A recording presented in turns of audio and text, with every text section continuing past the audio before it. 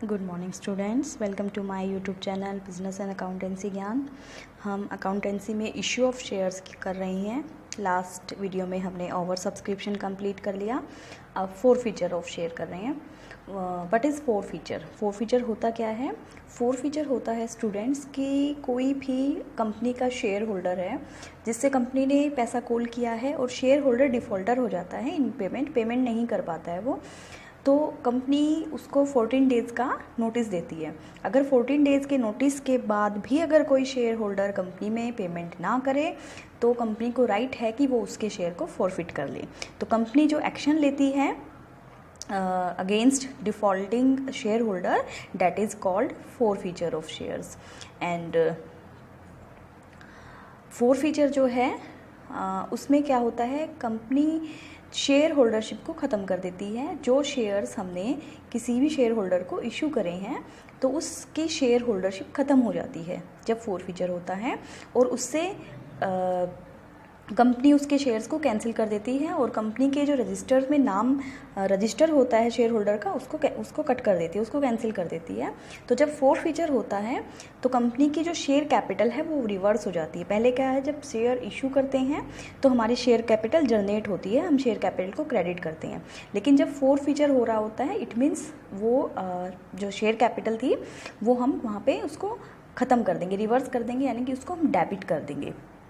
तो जो फीचर है वो हमारे शेयर्स के ऊपर दो तरीके से हो सकता है। एक तो शेयर्स जो हमने पार पे इशू किए थे उनके ऊपर फीचर कैसे करना है, और एक जो शेयर्स हमने प्रीमियम पे इशू करे थे उनके ऊपर फीचर कैसे करना है। तो सबसे पहले हम पार वाला केस देखते हैं, बहुत सिंपल है। जब हम शेयर्स को फॉरफिट करते हैं तो हमारी शेयर कैपिटल जो है वो डेबिट हो जाती है, और ये हमने कितनी अमाउंट से डेबिट करना है, ये हम जितने शेयर्स को फॉरफिट कर रहे हैं, जितने शेयर्स को हम फॉरफिट कर रहे हैं,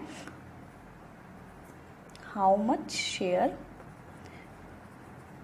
फॉरफिट, जितने हम फॉरफिट कर रहे हैं उतने ही शेयर्स की कैपिटल को यहाँ पे हम कैंसिल करेंगे और मल्टीप्लाई जितनी अमाउंट हमने अब तक कोल्ड अप कर ली है उतनी अमाउंट से मल्टीप्लाई करेंगे। फॉर एग्जांपल अगर 100 शेयर्स हम फॉरफिट कर रहे हैं और हमारा शेयर जो है वो 10 ईच का है, लेकिन अभी हमने कोल्ड सिर्फ 7 करे हैं, फॉर एग्जांपल हमने फाइनल कोल्ड नहीं मांगी है, तो जितनी भी कोल्ड अप वैल्यू है उसी को हम यहाँ डालेंगे। ये बहुत इंपॉर्टेंट पॉइंट है। और जितने नंबर ऑफ़ शेयर्स को हम फॉरफिट कर रहे हैं उतने ही नंबर ऑफ़ शेयर्स को हम यहाँ डालेंगे। अब नेक्स्ट जो है, जो भी स्टेज के ऊपर पैसा नहीं मिला है, फॉर एग्जांपल अगर अलॉटमेंट पे पैसा नहीं मिला है तो जितना नहीं मिला है वो हम यहाँ क्रेडिट कर देंगे। How much amount not received, जितनी भी अमाउंट अलॉटमेंट पे रिसीव नहीं हुई है वो हम अलॉटमेंट पे डाल देंगे, और जितनी कॉल्स पे रिसीव नहीं हुई है उतनी कॉल्स पे डाल देंगे। और फीचर में हम क्या डालेंगे, जितनी अमाउंट हमें रिसीव हो चुकी है, जितनी भी अमाउंट हमें इन 100 शेयर्स पे रिसीव हो चुकी है उसको हम फीचर में डालेंगे। क्योंकि फॉरफिट का मतलब क्या होता है, फॉरफिट का मतलब होता है जब्त कर लेना किसी भी चीज़ को। तो कंपनी जब्त क्या करेगी, जो नहीं मिला उसको थोड़ी ना जब्त करेगी, जो मिल चुका है, जितनी पेमेंट उसने कर दी है। सबसे पहले जैसे एप्लीकेशन अमाउंट हम पे करते हैं तो एप्लीकेशन अमाउंट तो एटलीस्ट हर शेयर होल्डर पे करता है, क्योंकि उसके बाद ही उसको शेयर अलॉट होते हैं। तो जितना भी उसने पे किया है, कई बार क्या होता है कि अलॉटमेंट भी पे कर देता है लेकिन कॉल्स पे ही एरियर हो जाता है। कहने का मतलब है कि जितना उसने पे कर दिया वो हम फॉरफिट में डाल देंगे। और ये जो फीचर है ये कंपनी के लिए एक तरह का बेनिफिट हो जाता है, क्योंकि जितने भी शेयर्स हमने फॉरफिट किए हैं उनको कंपनी मार्केट में दोबारा री इशू कर देती है।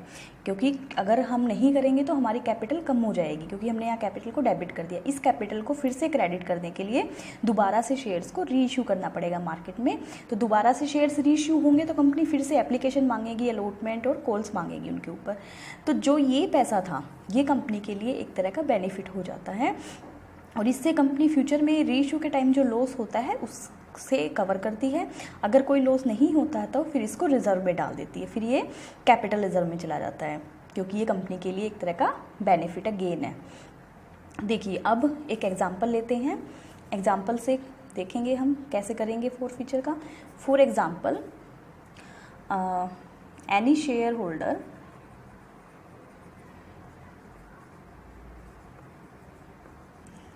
हैज़ 1000 शेयर्स, किसी भी शेयर होल्डर के पास 1000 शेयर्स हैं, ही paid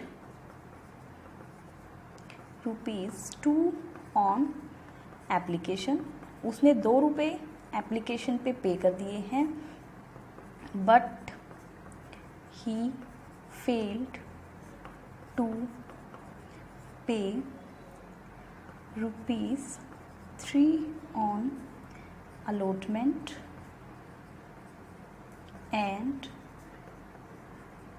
₹3 on first call, and company decided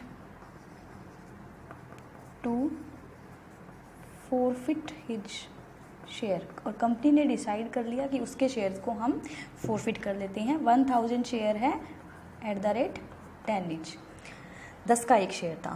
तो इसमें अब हम फोरफिचर की एंट्री कैसे करेंगे?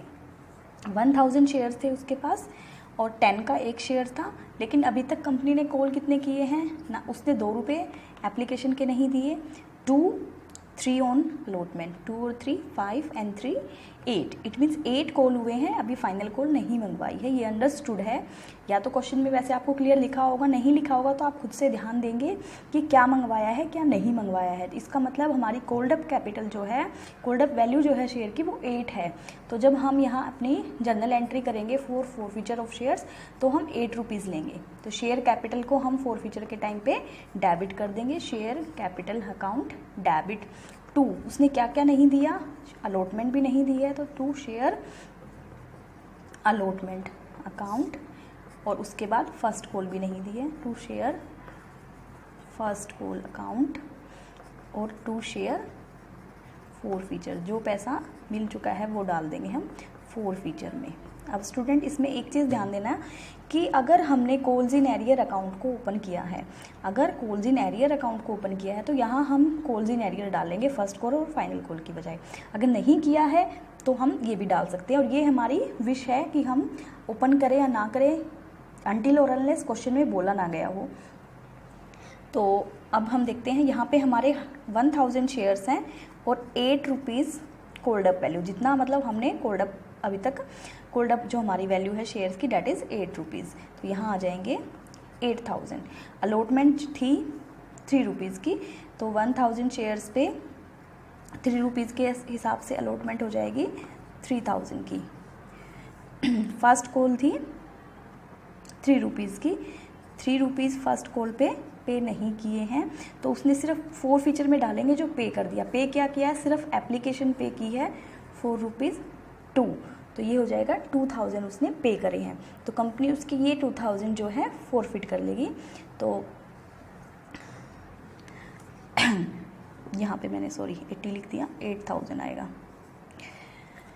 8000, और ये 3 3 6 और 2 8, डेबिट और क्रेडिट हमारा इक्वल हो गया। तो ये थी सिंपल, जब पार के केस में हमें फोरफिचर की एंट्री कैसे करनी है, जब हमारा शेयर पार पे इशू हुआ था, मतलब 10 का शेयर हमने 10 में ही इशू हुआ था। इसमें प्रीमियम का कोई भी अभी केस नहीं लिया है मैंने। अब हम नेक्स्ट केस लेंगे प्रीमियम का, जब कंपनी प्रीमियम पे शेयर को इशू करती है। तो स्टूडेंट्स एक चीज़ हमने बहुत अच्छे से समझ ली थी जब हमने सिक्योरिटी प्रीमियम रिजर्व को किया था, कि सिक्योरिटी प्रीमियम जब हम शेयर प्रीमियम पे इशू करते हैं तो सिक्योरिटी प्रीमियम रिजर्व अकाउंट के अंदर जाता है, और सिक्योरिटी प्रीमियम रिजर्व अकाउंट को हम सिर्फ 5 पर्पज जो सेक्शन 52 एक्ट 2013 के अंदर दिए हुए हैं के अंदर मेंशन है, उन्हीं 5 पर्पज के अलावा सिर्फ डेबिट कर सकते हैं। उसके अलावा हम सिक्योरिटी प्रीमियम रिजर्व को डेबिट नहीं कर सकते हैं अगर वो रिसीव हो गया है, अगर वो क्रेडिट हो गया है। तो देखिए, जब हम शेयर्स को प्रीमियम पे इशू करते हैं तो हमारे पास 2 केस होते हैं। एक तो हमारा प्रीमियम हमें रिसीव हो चुका है, when the premium was received. अगर प्रीमियम रिसीव हो चुका है तो फिर हम फोरफिचर की एंट्री कैसे करेंगे, और प्रीमियम रिसीव नहीं हुआ है तो हम फोरफिचर की एंट्री कैसे करेंगे। तो सबसे इम्पोर्टेंट पॉइंट है आपका इसमें सिक्योरिटी प्रीमियम रिजर्व का, कि सिक्योरिटी प्रीमियम रिजर्व को हम दोबारा से डेबिट करेंगे या नहीं करेंगे, क्योंकि जब हम ड्यू की एंट्री करते हैं तो वहाँ पे हम सिक्योरिटी प्रीमियम रिजर्व अकाउंट को क्रेडिट करते हैं। ठीक है। अगर फोरफीचर होगा तो हमें इसको क्या करना पड़ेगा, डेबिट करना पड़ेगा। वो हम उसी केस में कर सकते हैं जब हमें प्रीमियम नहीं मिला हो, तो ही हम उसको डेबिट करेंगे। अगर वो एक बार हमें मिल गया है और अकाउंट में क्रेडिट हो गया है तो उसके बाद हम उसको डेबिट नहीं कर सकते। तो यही मेन पॉइंट है जो आपको ध्यान रखना है। तो जो फर्स्ट आपका केस है जिसमें सिक्योरिटी प्रीमियम वाज रिसीव्ड, हमें रिसीव हो गया है, तो वहाँ पे हमें प्रीमियम को डेबिट करने की ज़रूरत नहीं है। इसका एक एग्जाम्पल देखते हैं।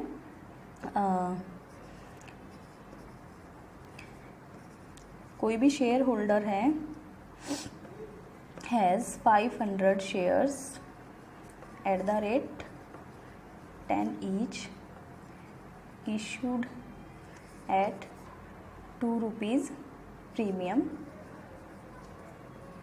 2 रुपये प्रीमियम पे इशू हुए थे, 500 शेयर हैं उसके पास, और ही paid ₹2 on application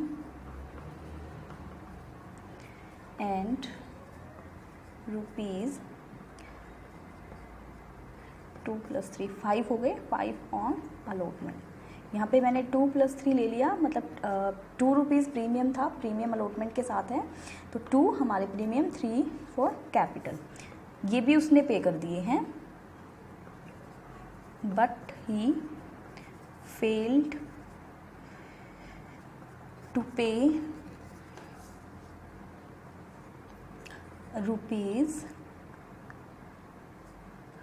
₹3 on first call and 2 on final call, और ₹2 फाइनल कॉल पे नहीं किए और कंपनी ने उसके शेयर को फोरफिट कर लिया। तो अब इसकी फोरफीचर की एंट्री सेम वैसे ही होगी जैसे हमने पार के केस में करी थी। तो सबसे पहले शेयर कैपिटल को हम क्या कर देंगे, डेबिट। तो शेयर कैपिटल अकाउंट डेबिट। अब यहाँ पे सिक्योरिटी प्रीमियम रिजर्व हमें मतलब प्रीमियम हमें मिल गया है, तो मिल गया होगा तो क्रेडिट हो गया होगा, उसको हम डेबिट अब नहीं कर सकते। यहाँ पे डाल देंगे 2 share first call account, 2 share final call account and 2 share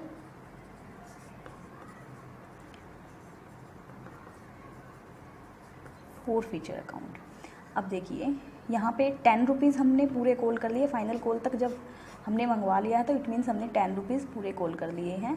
तो 500 × 10 यहाँ पे आ जाएगा आपका 5000। ये मैं आपको समझाने के लिए लिख रही हूँ। नेक्स्ट फर्स्ट कॉल पे उसने पे नहीं किया था ₹3, तो 500 × 3 जो उसने पे नहीं किया था ये आ जाएंगे 1500। फाइनल कॉल थी 2 रुपीज़ की, ये आ जाएंगे 1000। उसने पे क्या कर दिया, एप्लीकेशन एंड अलॉटमेंट दोनों पे कर दिए थे। एप्लीकेशन थी 2 रुपीज़ की और अलॉटमेंट थी 3 रुपीज़ की, यानी कि उसने टोटल 5 रुपीज़ पे कर दिए। तो ये आ जाएगा 2500 और ये हो जाएगा हमारा 2, 3, 4 एंड 5 एंड 5000। अब इसमें एक चीज़ ध्यान रखना कि यहाँ पे जो हमने अलॉटमेंट का पैसा लिया है तो यहाँ मैंने प्रीमियम का पैसा इंक्लूड नहीं किया है। यहाँ प्रीमियम का पैसा आपको इंक्लूड नहीं करना है, क्योंकि एक बार जब हम प्रीमियम को क्रेडिट कर चुके हैं तो दोबारा नहीं करेंगे, ना डेबिट करेंगे ना क्रेडिट करेंगे। तो यहाँ पे सिर्फ कैपिटल का पैसा लेना है, प्रीमियम का पैसा नहीं लेना है। प्रीमियम का पैसा तभी आएगा जब प्रीमियम रिसीव नहीं हुआ होगा, ठीक है। तो ये हमारी एंट्री थी जब हमें प्रीमियम रिसीव हो गया था। अब इसी केस को हम थोड़ा सा चेंज करके हम वो केस करेंगे जिसमें हमें प्रीमियम का पैसा नहीं मिला था। फॉर एग्जांपल इसी एग्जांपल के अंदर मैं ले रही हूँ कि यहाँ पे अलॉटमेंट भी पे नहीं करी है, ठीक है। तो अब इसकी एंट्री फिर कैसे होगी, अगर अलॉटमेंट भी पे नहीं करी है तो फिर एंट्री कैसे होगी, share capital account debit. Capital को डेबिट कर देंगे। अब क्योंकि अलॉटमेंट प्रीमियम रिसीव नहीं हुआ है तो हमें सिक्योरिटी प्रीमियम रिजर्व को डेबिट करना पड़ेगा।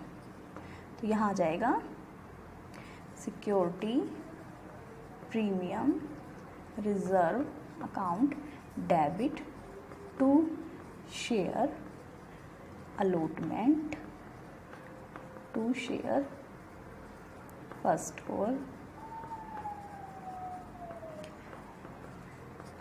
and to share final call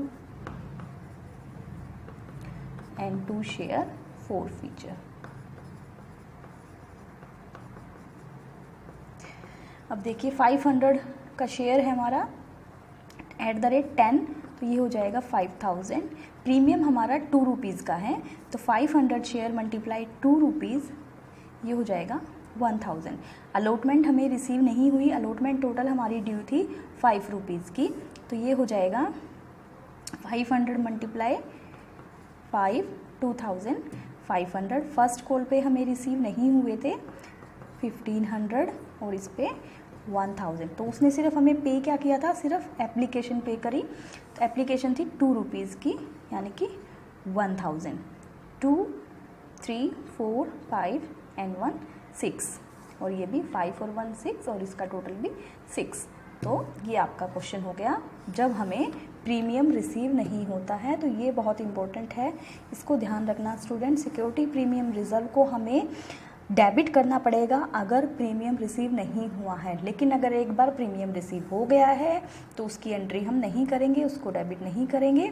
चाहे प्रीमियम किसी भी स्टेज पे है, जैसे मैंने यहाँ अलॉटमेंट की स्टेज पे लिया है, तो किसी भी स्टेज पे है, आपको वो ध्यान रखना है कि जिस स्टेज पे प्रीमियम का पैसा है और अगर उस स्टेज पे एरियर है, तो फिर हमें सिक्योरिटी प्रीमियम को डेबिट करना पड़ेगा। और जिस स्टेज पे प्रीमियम है और उस स्टेज का पैसा हमें मिल गया है, तो सिक्योरिटी प्रीमियम को आपको कहीं भी नहीं लेना है।